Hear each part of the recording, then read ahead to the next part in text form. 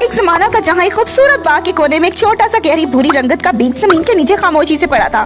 اس کا نام نور تھا۔ نور بہت چھوٹا تھا لیکن اس کے دل میں ایک بڑا خواب چھپا تھا، سورج کی روشنی کو دیکھنا اور باغ کا سب سے خوبصورت پودا بننا۔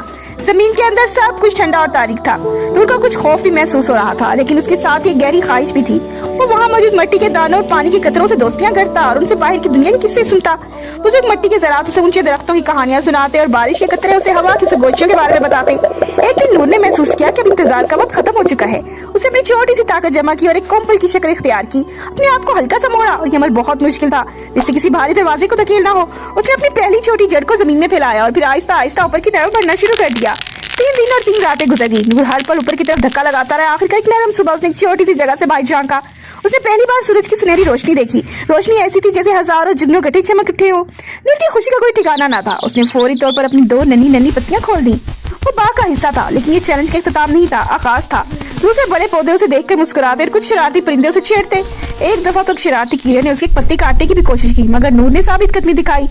نور نے سیکھا کہ ہر صبح سورج کا شکریہ ادا کرنا کتنا ضروری ہے۔